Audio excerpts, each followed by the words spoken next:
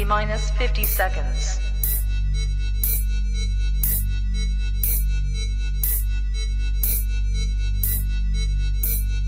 T-minus 40 seconds.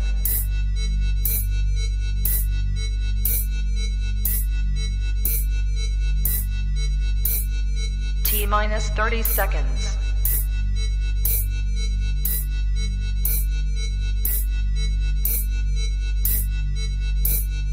T-minus 20 seconds.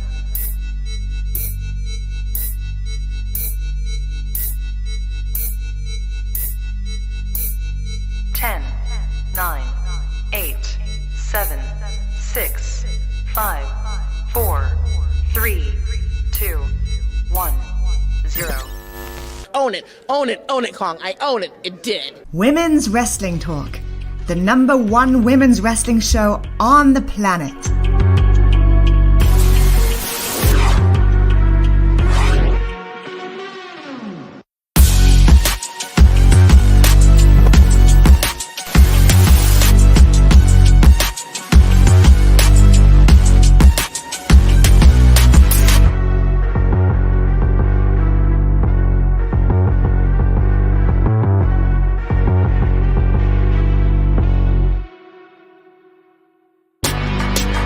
Women's Wrestling Talk, the #1 women's wrestling show on the planet. What is up, guys? Welcome to Women's Wrestling Talk, the #1 women's wrestling show on the planet. Of course, we are here for the Wednesday edition of WWT Live to break down some of the latest news. Some of it is good, some of it is bad, but there's definitely been a lot of it this week, so I cannot do it alone. I need a little bit of help today with my good friend, Mr. Professor Gerard. How are you? I'm good. Happy Wednesday. It's good to be back. All is right with the world, or so we'd like to think. Yeah. I feel like Wednesdays, especially, maybe it's because it's midweek, but I feel like there's always more news on Wednesdays, unless, of course, we're coming off of a big pay-per-view weekend. This is true. I mean, we've got Raw, we've got NXT, and then all other things, leading into AEW and just all the other stuff that's going on around there. So, yeah, there's a lot of news, as always. Yeah, and especially with, we'll talk a little bit about it, but we are still coming off the draft, and then obviously NXT Backlash is this weekend. The draft goes into effect next week, so there's a lot to discuss in WWE land and also some in AEW and etc. But before we get into our news, I just want to say hello to some people in the chat. Cool Gamer, thank you for joining us. And of course, Ron, as always, thank you for joining us as always. Now, Gerard, like we said, there's a lot of news. I know there was so much news on Monday that we didn't simply get to all of it. So what did you want to start with today? So we're going to kind of pick up where we left off. We ended the show on Monday starting a conversation, Cedric and I, about the Britt Baker controversy, and with AEW happening tonight, it'd be interesting to talk about this. Britt Baker had a situation that happened with AEW, particularly her and the Outcast. They beat her down, gave her a black eye on Rampage this past Friday. The Outcast kind of had this shirt on the show, which nobody really thought anything of that because it made sense. It was on brand, et cetera, et cetera. However, shortly thereafter, this shirt with this image that you see went on sale. And when it went on sale, some fans were saying, hey, this imaging is not good. I mean, this is really giving off domestic violence vibes, and this is not cool. Britt Baker, Saraya, all defended the shirt, saying, hey, listen, you know what? I didn't get this black eye by way of, a man beating me up, domestic violence. You guys are thinking too much into it, et cetera, et cetera. As you can see, the shirt is still on sale. And part of the reason we want you to see the shirt is we want you to see this image. And one of the things that Cedric and I ended up talking about offline that we were like, we should have managed, but we just ran out of time, was, T-shirts, because he was saying that, hey, it's just a shirt, blah, blah, blah. Wrestling fans will know what this is. Yeah. And if non-wrestling fans see it, they can ask a wrestling fan to understand what it is. But one of the things that I believe when it comes to any sort of merchandise is designed to evoke an emotion. That's the intent. So if you wear a shirt from your favorite band, it's designed for somebody to have a conversation about it and talk about why you're wearing this shirt. I'm wearing an AJ Styles shirt. When you see an AJ Styles shirt, there's an automatic reaction that comes, based on a memory of AJ Styles or whatever the shirt is trying to convey. So the real question is, what is the emotion that AEW is trying to evoke with this particular t-shirt? And then the question becomes, okay, there is the intended emotion that you're trying to evoke, and then there is the actual reaction that you gain. And it is highly possible that what you intended to say and what was actually communicated are two very different things. And I can say this: if you're not watching AEW and you just glance at this photo does not mean tough. This photo does not give off, hey, you know what? I'm a fighter and I can handle anybody. This is the kind of photo that we have seen. If you've ever seen anybody who has been a victim of domestic abuse or anything like that, it's this kind of photo that you see that they took to say this actually happened. They aren't proud of the photo. They don't want people to know about it. And so it can be triggering. And so in my mind, I'm just thinking, because of the mixed reactions that one gets from a shirt like this, particularly connected to something as triggering and as damning, dare I say, as domestic violence, it's something that probably should be pulled just for the interest of wanting to create the proper message. Just my I have to agree with that too. Obviously, a lot of Brit's merch is, based on this like tougher exterior. There's the one of her covered in blood, right, from that exhibition, the not Lights Out. Yeah, Lights Out. Yeah, it wasn't match. Lights Out. Yeah. Yeah. There was that. The bleeding. The bleeding is one thing, that's Right. like wrestling, we've seen that in AEW especially. But yeah, I feel like most wrestling fans are going to know, like what the intended purpose was. But say like somebody outside of wrestling, they have no idea, So granted, I don't know if people who don't know about wrestling will come across this shirt or how they would have come across this shirt.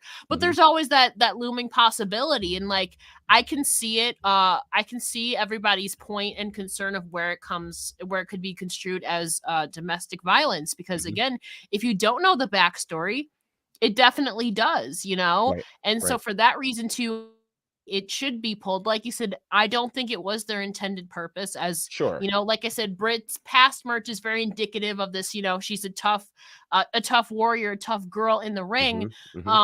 But definitely this can be misconstrued, and it has, and rightfully so, because like you said, that image mirrors a lot of the other images that are circulating through Me Too, or evidence of other bruises and like scarring on people's faces to prove of DV. Right. Which is very similar to this image that we just saw of Brit. Yeah. So I understand everyone's concerns about that. I believe they should pull it too. It's a tough situation. I don't think we've, at least in AEW so far, there's been questionable merch in like a bunch of companies, I think, but I think I don't recall any. There might be another time, but at least with AEW, I don't recall a shirt causing this much like conversation in this aspect. I don't. And it's funny because there was mention of the image of Becky Lynch when her nose got broken. The difference with that image was she was in the middle of a crowd. And it, this is weird. Blood in a combat sport gives off a different evoking emotion, right? It reminds me of, sometimes wrestlers, and we see this with indie wrestlers sometimes, they will do a design on a shirt that is similar to another pop culture design. Like at one point, I think the Young Bucks and CM Punk in different times had shirts that had a Super Mario theme to it, So all of those kinds of things, again, are designed to evoke an emotion, to get you to remember something. And what's interesting to me about this selfie is if this happened, if this was a picture that was done in the ring, we probably would be thinking completely different about it. But again, the photo itself gives, this whole vibe that I think is just unnecessary for pro wrestling and for Britt Baker. And I feel like it reminds me of just a couple of weeks ago when the WWE had that promo that they did at WrestleMania for Dom. And in there, was an image from the Holocaust, right? As soon as they found out, which was from the pre-show to the main show, they immediately wiped it out. They were unaware. And again, I don't think that it's a conscious effort to glorify this or give that kind of thing. But again, it's possible you can say something or do something and you don't intend for that to be the communicated message. But when you figure out that that's what it is, you pull it, because the controversy and the potential bad press connected to it isn't worth the shirt sale, or at least to some. To some, I mean, I think it was Eric Bischoff who made the phrase "controversy creates cash." It is. When that controversy is, I don't know if it's felony. I don't know the exact grade of crime it is, but it's a crime. It's not a good look. Yeah, not a good look. There's certain things that are controversial that are not illegal. So there's kind of a line there that I think they crossed. And like you said, I think it made sense storyline wise for Saraya to wear it. People knew the context, but then to sell it outside of a storyline as an actual thing where it just looks like a normal, like you said, like kind of evidential selfie. Right. Yeah, I don't. Yeah. It's certainly something. I'm still surprised that it's still up there. I was just too. I'm shocked. Right before the show, and it's still up there. So yeah, I'm shocked. We'll see, but it's kind of the theme of at least two of Britt Baker's shirts. The blood is one thing. Right. Like you said, like with the combat sports, blood is kind of, it's like you're in that moment. There's like they're the fight, the grappling, but when it's kind of an out of context, like this is not within a wrestling ring at all. You can tell it's kind of just looks like normal, Right. So It's I don't know what they're gonna do. Britt looks like she was written off of television. I know she's dealing with some health stuff right now, so from what I understand, she won't be on TV for a while. Okay. At least wrestling wise. So Wow. So we'll see. Wow. Okay. But I know you had mentioned that you left off with the WWE draft. I don't know where you guys left off. Well, we had not obviously talked about what happened Monday night because it hadn't happened yet. True. So we'll launch there because once again, the draft delivered some very interesting things for us. When we start thinking about the draft, this is a real opportunity for WWE to kind of refresh some things, do some things differently. We certainly left with a lot of questions. Oh, yeah. Some answers, but some questions. Interestingly enough, the number one draft pick on night 2 was Rhea Ripley, the SmackDown Women's Champion. And I think what's interesting about that one is, are we going to be looking at, another title swap, which I hope that that's not the case. The other interesting thing, of course, when it comes to all of these, because there are a lot of championship questions, whether that is the Raw Women's title, the SmackDown Women's title, and we'll get to the NXT Women's Tag Team titles. All three of those have question marks connected. Okay, so please explain to me the roster swapping of, do you want me or do you want to? So I don't get it either. There, like you said, there's two plausible options. There's the title swapping, or they just rename the titles. Which, I mean, I get it. You want to shake things up, give people a new environment. Mhm. But for me personally, I was excited to see Rhea Ripley do more on SmackDown. Since being called up, she's primarily been on Raw. We didn't really get to see her do anything on SmackDown until after she won the Rumble. And even Mhm. then, like 90% of her appearances on SmackDown were just going after Charlotte. She didn't, I Right. think she had one match on SmackDown. Right. But other than that, she was only there because Charlotte was there. So she didn't really get to do much on SmackDown Yeah. itself. So at least though, so Bianca Belair on Saturday, Backlash, ties Becky Lynch for the record for the longest Raw Women's Championship reign. Mhm. If she retains, which I believe she will Mhm. officially break Becky's record and have the long. Yes, I was just literally about to say this. Yeah, we're At right now, I think she's at. Oh no, is she at? She's either. I think she's at 396 right now, or is she at hold on. 395? I'll tell you exactly where she's at. She's at 396 or 395. Becky's reign is 399. 399. She is, if this will cooperate with me, I'm gonna tell you exactly where she I is. just checked a couple hours ago. Now I can't remember. Yeah. I wish I could. She's at 395 today. Okay. She's at 395 today. Oh, so she has to retain. So then Yes. on Monday, she would Monday break the record. is right. And Okay. again, this is on the WWE site that she's 395 today. So Monday, Yeah. that's what makes this interesting is will they handle this where on Monday they have to swap titles or she's no longer recognized, or do we Regardless, have she a still gets to Monday if she retains. if she But yeah. retains, right? I guess the next question will be what will they do with the championships? I think there are a lot of there are options, and one of the options that we don't want to miss is at the end of the month there's this event called Night of Champions. No, And I don't know. I don't want that. and No, I and don't want that. so there are a couple of things that can happen. I mean, on one hand, you could have a unification situation. On another hand, you could have a space where if there is a unification, you then create a second championship.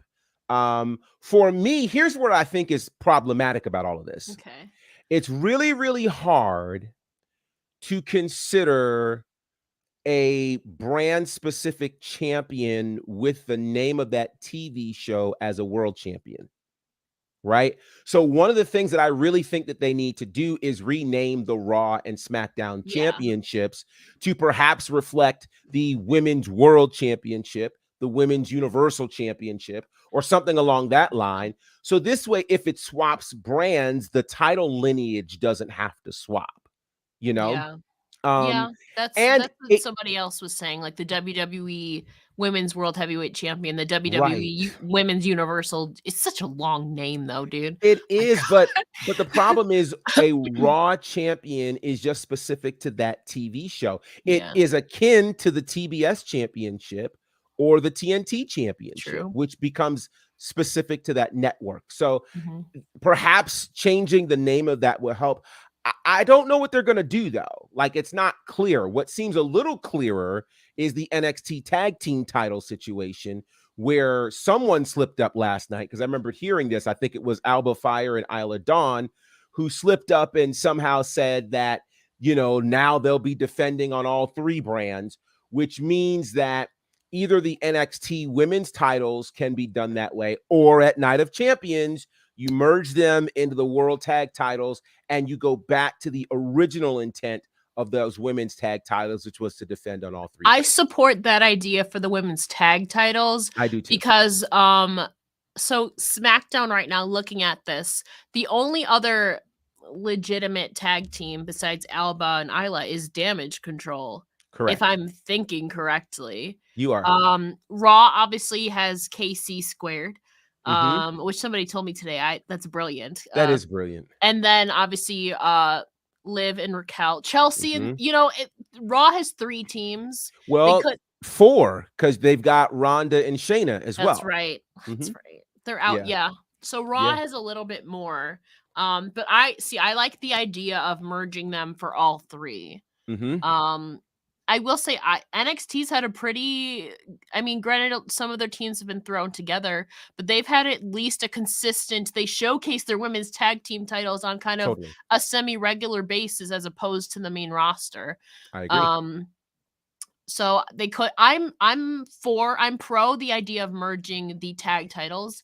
Not so much, I mean, the only way I would be okay with them merging, but that's just an extra unneeded step, is to merge them and to create another title. That just seems counterintuitive to me. But then again, instead of splitting Roman's titles, they made another championship. Which is So, I interesting. mean, who really knows? I'm still, no, I don't. Personally, I would love for Io to win. I think she's fully capable, but they have not booked her that way on the main roster. Like, she is not NXT Io. She can be, but they have not booked her that way. Zelina, for her, you know, it's just a great moment in Puerto Rico where she has her lineage there. She's not defeating Rhea Ripley, though. I think Io has more of a chance of beating Bianca than Zelina has for beating Rhea. I agree. Yeah, I mean, that would be an, man, I do want Bianca at this point to get the record, though. Like, that would I do be a too. cool kind of, they haven't even acknowledged that They have not. either on screen. It's just a thing that I saw on social media.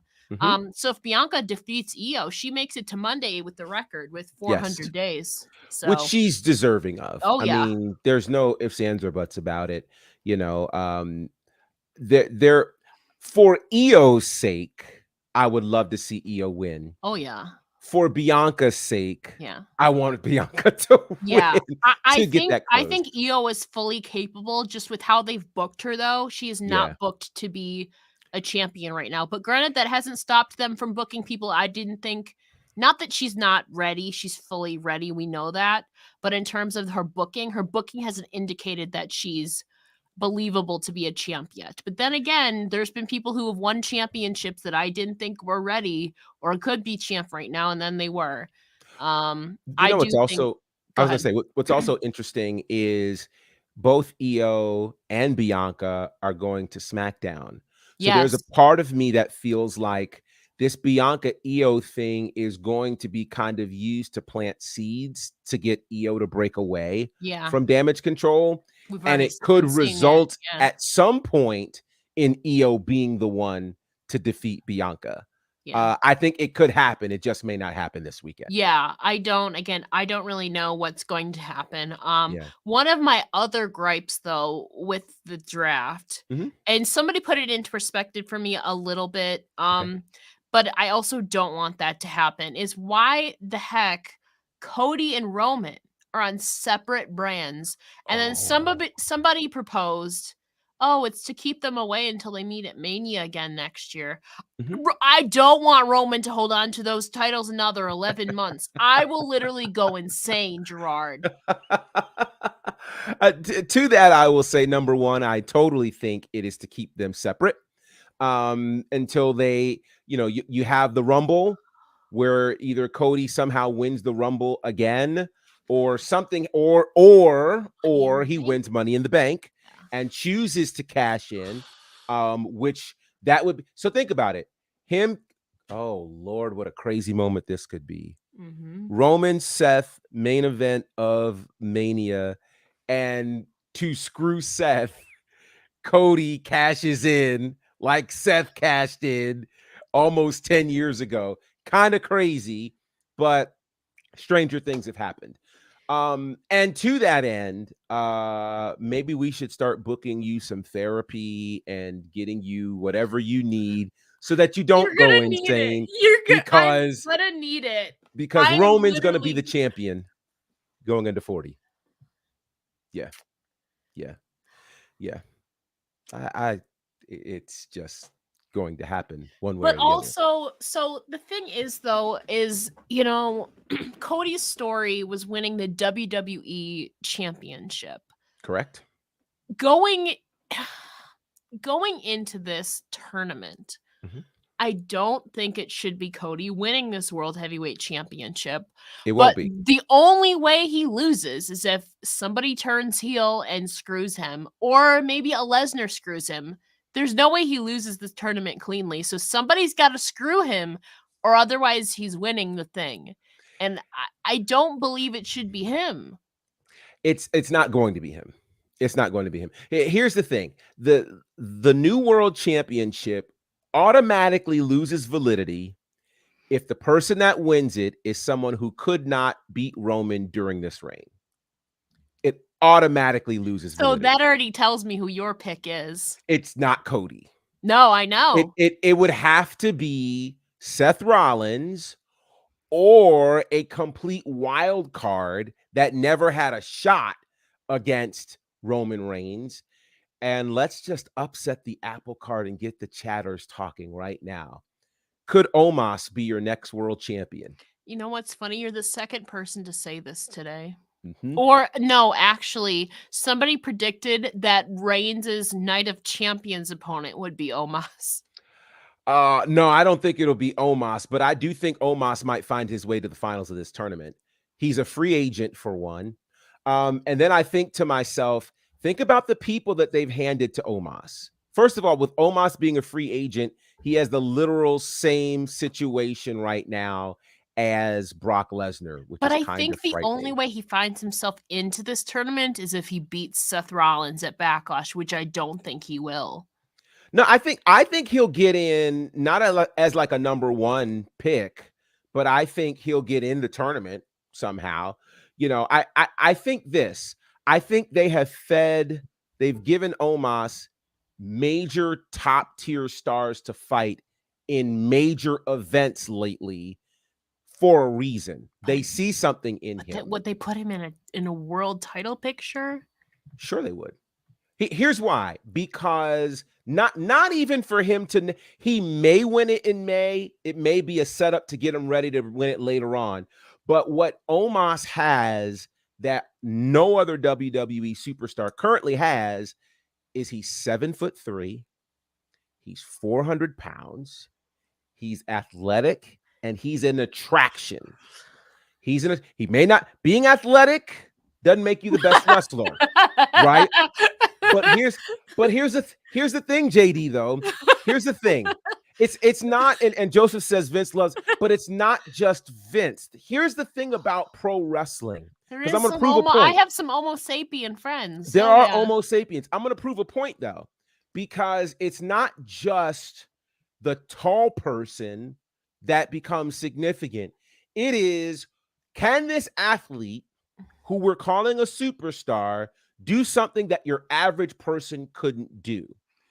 We cue in Ricochet, who is of average height, average weight, but he flies around and nobody can do what he does. You can add Chad Gable in there.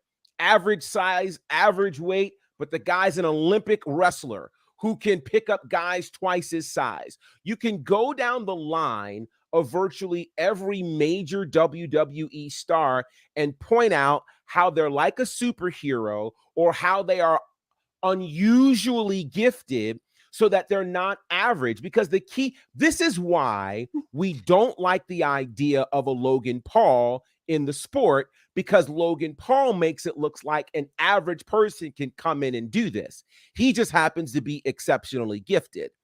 So I think we've got to be able to acknowledge that whoever ends up being the world champion is going to be an attraction. He's going to be somebody that's going to get somebody talking. And if we're now going to be in a space where we have two people who are potentially the face of the company, there's a lot that they're going to have to be able to go out and do. There's got to be a story around them. Can you create a story around Omos? You certainly can. We haven't had a Nigerian world heavyweight champion. I mean, like, there are stories. And the thing that's going to scare people is WWE is a global company. So they can't just think domestically. They always, Booker T talks about the airport test all the time, right? Who's the person you're going to stop and do a double and triple take at when you see them in the airport? It's not somebody who's going to be your average size. Now, I'm just saying, They've got to Seth carry something. Rollins. It should be Seth Rollins. I agree with you. I think Seth Rollins should be that guy, particularly if you're looking at somebody to counteract the stardom of a Roman Reigns. Right now, I mean, Seth has got it's the perfect time for Seth. They're singing his song for 10 minutes in Paris. And he has no stable storyline going on right now. This would give him a chance to create one. Yeah. And I think, to me, it would be justification for all of his hard work. He's been significant. Oh, I don't want to think about this. I don't want to think about this. And so, to that point, Jeffrey, you raise a great point. I mean, there are things that are done for multiple reasons, like it or lump it. It's why Zelina Vega right now is getting a shot at the women's There was no other reason. She hadn't even had very many singles matches, but she challenged because, they're going to be in her home space of Puerto Rico. So, okay, so I think it's going to get interesting. I think we'll get a better handle on it when we figure out who's actually in this tournament, which we'll probably know starting next Monday. Somebody proposed that we haven't seen him in a bit, but healed Drew McIntyre would be something to see. It would be a good refresh for him. Did you say heel or healed? Heel. Heel and healed, though. Yes, that'd be nice. We'll see. That'd be interesting. Hey, that's because I selfishly want Broken Dreams back, but we'll see. Well, now let me also not selfishly, but I do want to say a big shout out to all of the NXT call-ups. Yeah. It just makes me happy for all of them. Grayson Waller finally getting the call up. I screamed. I just want to say though, him and LA Knight are on the same brand. Where did I say this? I don't know if I said this here or in another spot, but I said, imagine a world with Grayson Waller and LA Knight together. Yeah. Now that they're on the same brand. Yeah. Yeah. Let me talk to you. It's going to be great. It's going to be great. So shout out to all the call-ups. But obviously, with some of the call-ups, in addition to a little bit of injury, West Coast Pop, hello. Waller for next U.S. champ. I don't think you'd go heel on heel, but like we said, Bobby Lashley could win on Saturday. I don't think Bronson Reed, because he's going to Raw and Gunther's already on Raw with the IC title. Yeah, I was just talking about this. I don't know if you really count like Jinder Mahal and Apollo Crews, but technically you do. This was unheard of. 18 call-ups was just literally unheard of. I still didn't expect that many. I thought maybe 2 girls and 2 of the guys. I was shocked. I will say I'm pretty pleased with most of them. Yes. But also the track record of a lot of the call-ups hasn't been that great. Rhea Ripley is obviously an outstanding an example of the good that it can do, but a lot of the call-ups haven't had the greatest track record. So like you said, time will tell with that one. Well, with that though, I also want to recognize that we're in a different world. Yeah.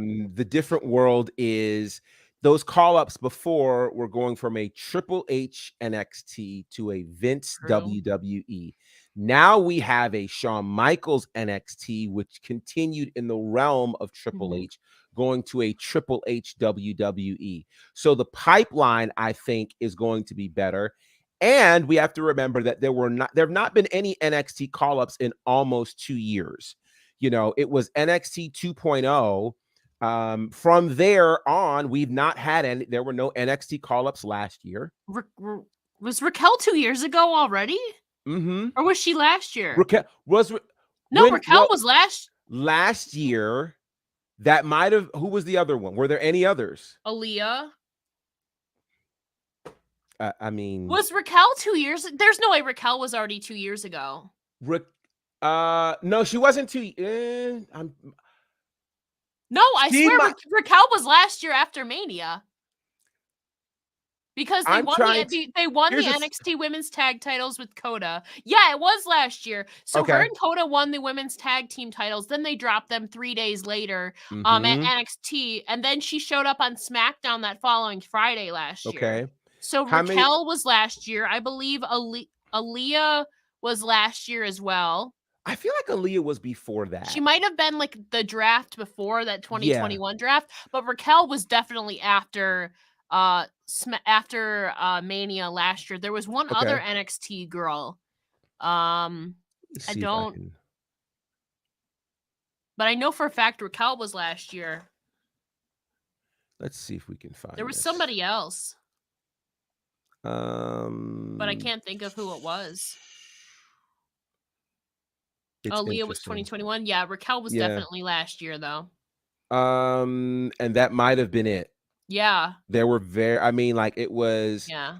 So with that, it's part of the reason why there are so many. Yeah, but This still, year, yeah, we haven't you gotten know, a lot though since we the haven't had a lot. 2021 draft. So Raquel is the only one I can believe of that at least has been notable anyway that I can remember. yeah, so that I think is going to make for some very interesting times. With when did Mia Yim get So called up? Well, technically, she got drafted in 2020. but remember, she 2021. she left the company Yeah. and she came back from In October. Impact, Yeah, not to November. NXT. Right. Yeah. Right. So that one is another one She that's technically like got called up with Retribution. right, and we saw how that went. So, Yeah. all of that to say, I'm happy for all of them.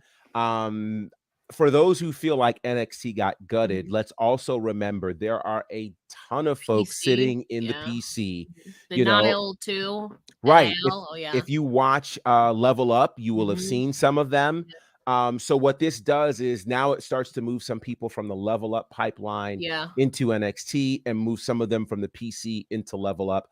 So I think they're going to be fine. The NXT system has proven that they can create stars time and time again. What I am excited about is I think NXT did a great job of kind of doing a send-off for all of their folks who got the call up last night. I thought they did a great job. And I guess that leads us into Indi Hartwell. So we saw two things specifically last night relative to those champions.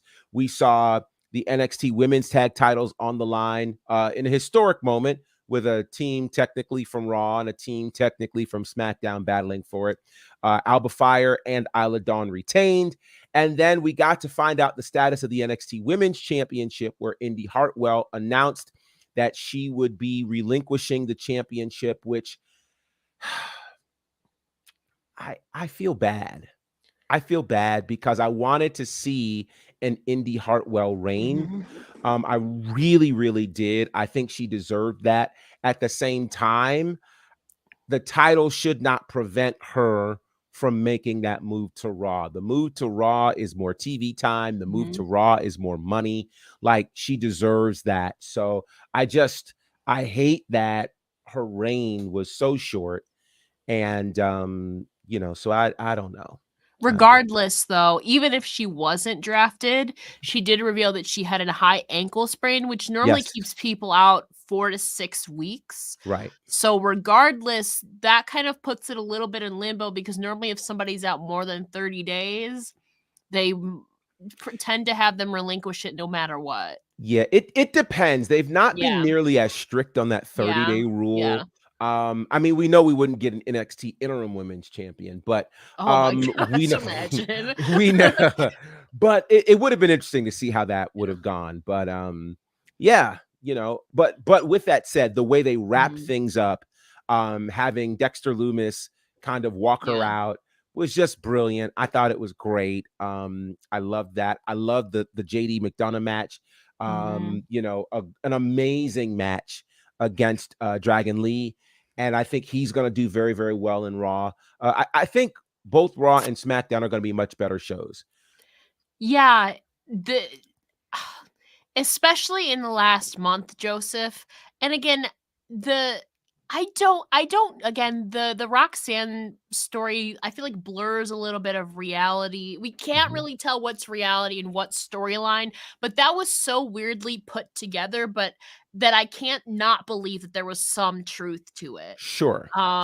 But now, obviously there's going to be a tournament. I assume there'll be probably 8 women in it, the finals will happen at Battleground on the 28th. You know, pretty much the whole roster except Roxanne Perez was out Right. last night after Indy. You know, I mean, it makes sense. She's like a super baby face, I guess. But like, there's a lot of women on this, and we were talking about, you know, who could possibly win that. You know, before I was behind Tiffany winning before, you know, at Stand and Deliver. We have that on tape. But now kind of like thinking about it, you know, we've seen people get championships too soon. Yes. I think Braun Breaker was an example, but you know, he did pretty well for himself under there. But now that I'm thinking about it, maybe it is a little too soon for Tiffany. But also like I don't want them to put it back on Roxanne because then it just feels like kind of a little bit of a consolation. Like our champion got injured, so we're just gonna put it back on you. I think WWE did that. They did that. Was it AEW? No, I'm thinking of Punk. So I'm thinking of Moxley and Punk. When Punk got hurt, they just put it back on a former champion, you know? So for me, it would kind of feel like that, where the main champion got hurt. So they're just going to give it back to a former champion or whoever was the champion before, kind of as like a consolation prize, kind of, if that makes sense. Again, I don't know. Maybe it's Cora, maybe it's Tiffany, maybe it's Roxanne. It could be Lyria Valkyria. Right. I don't know. Zoe, I keep thinking Zoe's getting called up too. Yeah, Zoe's going to Raw, so I'm excited for that. I don't know. I don't know who it could be. Which but I guess is a that's good thing. Yeah. It's a very good thing. Yeah. Very good thing. It's better not to know. Want to scroll up real quick. We were talking about this earlier, West Coast Pop. I said I'm okay with them unifying the women's tag team titles on the main roster. I personally don't think they should do it with the singles women's championships, but if they were to merge them and then do it across all three brands, then I'm okay with them merging the tag titles. You know, how we saw a little bit in the early days, Sasha and Bailey went to NXT before with the titles. Actually, I think they were the only ones to go to NXT with the women's tag titles. Nia and Shayna went against Dakota. Yeah, and Raquel, I think, because that's what caused them to end up having their own NXT women's tag titles. Yeah. Was it? Yeah, I think it was. Yeah. Yeah, I thought about Kabuki Warriors too, but I didn't know did they? I don't remember if they did or didn't. Go. Okay. They didn't. That's right. Because they won the women's tag team classic or something, and then they got a title shot. Yeah, that's right. That's what happened. Yeah. We've talked so much about this draft, but there's just been so much news out of it. I think we have time for one or two more stories. We'll shift gears a little bit. Sure. Where do you want to go? Well, you know what? You decide. Well, we'll cover multiple things. Let's start with this big AEW news because I do think it's big. Tickets for All In London are going on sale. They were just into the pre-sale today, and they've already sold over 43,000 tickets. Crazy. To the tune of $5.7 million. And that was as of a couple hours ago. It's probably gone up since then. Right. And this is not general on sale. This is pre-sale. So I definitely feel like, obviously, people, again, the full sale goes on sale Friday. I know people were wondering, is it ambitious of AEW to get it done? But yeah, the demand for AEW, and again, I think what people in the States don't necessarily realize, we've mentioned this before, but AEW actually has better ratings in the UK than the WWE does. And so it's one of the reasons why there is such demand for AEW. They've not been across the pond before. And so, yeah, this kind of response, 43,000 in the pre-sale. I think doesn't it seat 90,000 or something like that? It does seat 90, but it's going to depend on how they do production. You've got to set up staging and all those kinds of things. Well, I'm just saying that's about half already of the total. That's crazy. Oh, yeah. Yeah. So we're going to see something the likes of which we've never seen. And there are reports going around that this could be the biggest non-WWE event ever. I think the only thing that could rival it, and of course we'll have real questions about that because of where this is. There was the big event that happened in 95 in North Korea, where they said there were 150,000 people in that one, and there was 190,000, but it's North Korea. So I don't know. But Boza says we could see a case where AEW tops SummerSlam 92. It's possible. It depends on their staging. One thing I will say that AEW does well, I'm thinking about the shows that they did in New York at Arthur Ashe, is they are willing to adjust their staging to get more seating in. You know, they normally have the really large stage, but they no way. They kind of cut that. Yeah, that's what I'm saying. The almost 400. That was the 2 nights that I was just telling you about. They did it over 2 nights. Okay. 150, 190, totaling for Cedric, don't say that too loud, because they're the type that they might do the production and make it really minimal to get all those people in. You know, but either way, this is a massive win for AEW. And I think it's a massive win for the pro wrestling industry. You know, the health of this business, to see that more than one company can sell out a major stadium is huge. So congratulations to AEW. It should be Jamie, but I don't know if they'll extend that storyline out another 3 months. Well, here's the other question. You know, they're going to have to give us, obviously, one of the biggest cards they've ever given us. Should they leverage their relationships with other spaces like New Japan, you know, and a few other spaces, because New Japan does well in England as well, you know, Rev Pro and different other spots, you know. So now we're talking, if Saraya wrestles, does she fight Mercedes? Does she battle Kyrie? Does she battle, you know, some of the folks from Stardom? And then, you know, there's also been a relationship between AEW and Impact. So who knows what they'll leverage from this, but I definitely think they're going to have to really bring out the big guns. And I have heard, and I'm sure you've heard this as well, that the week after this is All Out, which I'm like, holy cow. And so there are those that are saying that, you know, All In won't be on pay-per-view, but you can't tell me. You can't go to Wembley and not go on pay-per-view. The visual alone is what they're going to go for. And to make more money from that, they're not going to be satisfied with a gate of $10 million when you can make another few million from pay-per-view alone. So we'll see. This is going to be very interesting, though. Interesting, yeah. There's other AEW news today, which is also, we talked about it last week or the week before. I don't remember. You know, that the dissolution of AEW Dark and Dark Elevation. As I know, there was reports today from Andrew Zarian that obviously, you know, with Collision coming up, that AEW had opted to cancel Dark and Dark Elevation at least for now, until I think they can figure out when they would film them, because obviously they have to film Ring of Honor, then you have to film Collision. And so I don't know, but at least for now, it appears that Dark and Dark Elevation is going to be going away. Yeah, part of that deal deals with the fact that as AEW has their deal with Warner Brothers, that all of the AEW content has to air exclusively on Warner Brothers Discovery. So that is where, okay, the Collision show shows up, and then Dark and Dark Elevation, which were web-based, will have to come out.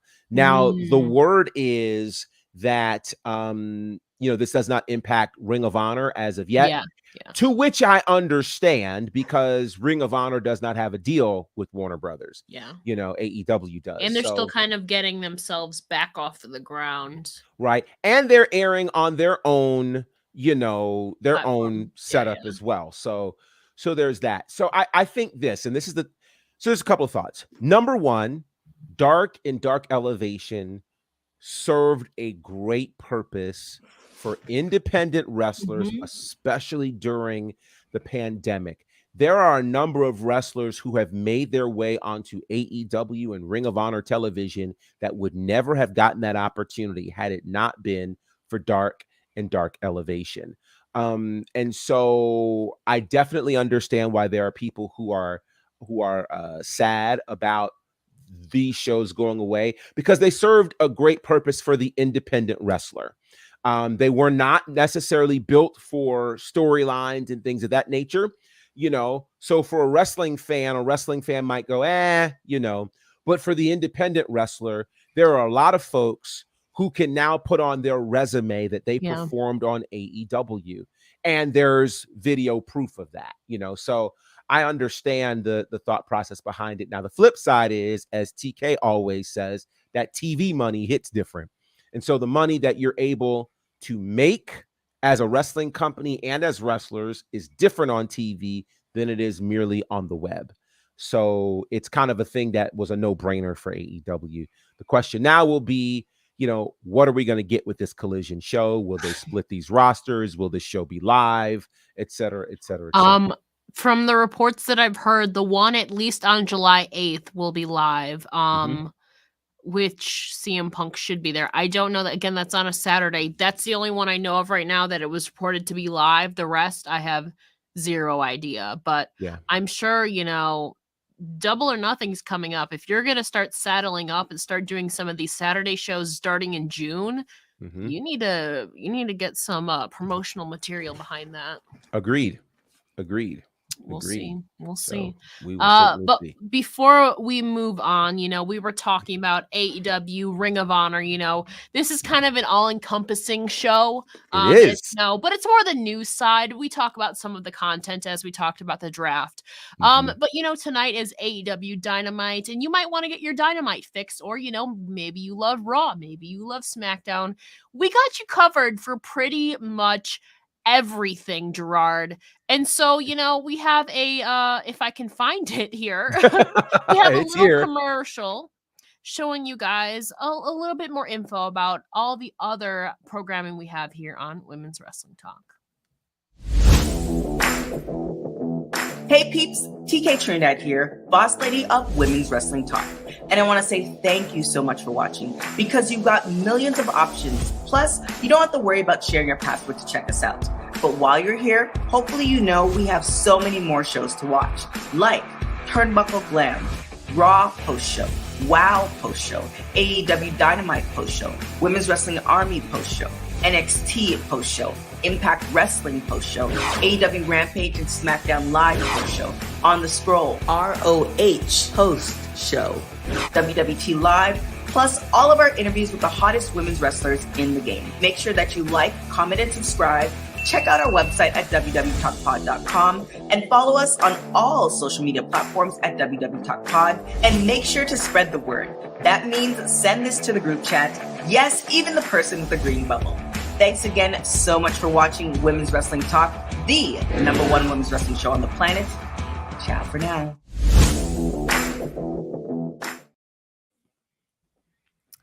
And like TK said, we literally got everything. So after Dynamite tonight, we got our Dynamite post show, Ring of Honor post show, SmackDown post show. We got it all here for you. But I wanted to close out today with a little bit of an impact, should you say. Obviously, I'm sure you guys talked about it on Monday. The return, actually the debut of Trinity, aka Naomi, to professional wrestling. Her debut is set to air this week. Actually, tomorrow. That is super exciting. And then she's facing Kyle. I don't know when her match with Kylan is going to air. Maybe next week, the week after. Probably next week or the week after. But I'm super excited for that. But, she recently did another interview with Busted Open today, kind of opening up a little bit more about this last year, because we have literally not seen her in like 11 months to a year. And, she was talking about some of basically the day that she walked out, which she said was the lowest point of her life. Obviously there was creative differences, but more importantly, it was like she said, it was the way that she was talked to and how that was handled with everything there. And so she kind of got a little bit, what's the word? kind of sad, I guess. And she Mhm. said it was the lowest point of her life, and she was uncertain about her wrestling future. But obviously, coming to Impact has kind of revitalized it a little bit. All the love that she's gotten in over the last year and the support, has kind of revitalized her love for it. And we're excited to see her back in the wrestling space. She obviously gets a lot more creative freedom in this Mhm. space. I still need to get used to calling her Trinity, which I know is her real name, but it's still going to take a little bit getting used to. But I'm so excited to see everything air tomorrow. Yeah, I'm equally excited as well. Impact. First of all, I think everybody in this scenario wins. Trinity wins because she gets to be involved in the sport that she loves. She gets to be, and I put out a video on this, but I'll share some of these things. You can get all of my rant on that video. But I will say this: it's clear you need to understand why she made this move. This move was not about money. Okay. Nobody ever leaves the WWE for money. That's not what this is about. This is about clearly a love for this sport. It's about competition, but it's also about being in a space that affords her the opportunity to do the other things that she wants to do as well. As we talked about on Monday, there is life after pro wrestling, and there are Mhm. other things that you have the ability to do.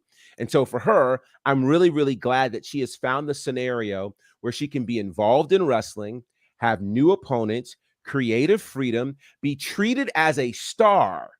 I was telling a friend of mine earlier today, part of the problem that you have when you have one place with a ton of stars, everybody can't possibly shine. Yeah. Everybody can't. So now we have a scenario where you have Mercedes being kind of the star of New Japan right now. And now you can have Trinity being the star at Impact. And the reception that she has received, the way Impact has been talking about this for the last 6 days, Yeah. it tells you an awful lot. They are very happy to have her. There are a lot of people who are going to be asking and who are already asking, how do I watch Impact? That's a great question to ask because those people weren't interested before. They Mhm. want to see Trinity. And again, the matches that she has, a lot of first-time potential matches that she can have, run down the line. I mean, the whole women's division for the most part are people that she's not wrestled against. So the possibilities there are endless. Yeah, They're I think endless. all of them. I don't even think she's even. No, she's faced Mickey once before, I believe. But I Mhm. think other than Mickey, the rest would be first time Right. matchups. Yeah, because Yeah. she's not done any real wrestling outside of WWE. No. So, I mean, Tasha Steelz, Deonna Oh my god, Purrazzo, yeah. Jordan Grace, Savannah Evans, like all of these people, the possibilities really are endless. And so it's exciting to see that she's able to do and put that back up. I want to talk to that real quick. I hate that after all she gave WWE, they did. So to that end, I want to say this. I think it's important. It's popular and easy for us to get upset with WWE because of how they may or may not treat some of the people that we find value with. This is the beauty of having a thriving wrestling world because now there are other places to apply your craft, other places where you can be seen, Look at Deonna Purrazzo. My right? god. Where you Yeah. valued, where you can still make money, you can still be popular, people can still watch you apply your craft, and you can have creative freedom.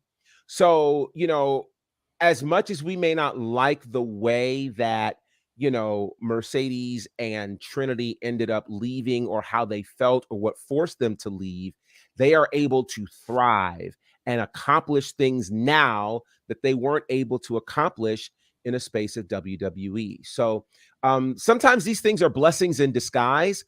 I'm not going to harbor any ill will against WWE for that because here's the other thing that we know. Sometimes you have to go away for people to value you. That's a life lesson, right? Drew McIntyre. Drew McIntyre, Cody Rhodes, Mhm. Kurt Angle, like the list goes Mhm. on of people who had to leave the WWE, show the world that they could be valued outside of it, and then all of a sudden you know, everybody wants him back, and you get to get money and better things. Cody spent so much of his career in WWE and never had a year like he's had like 10 years. here. Yeah. You see what I'm saying? He had to literally go out, fight on the indies, fight in Ring of Honor, fight in New Japan, create an entire company, and then turn around and they go, now we want you. Yeah. Yeah. Regardless, whether she goes back or not, we don't really know the terms of her deal. It could be per appearance. It could be another Mia Yim deal where it's 6 months.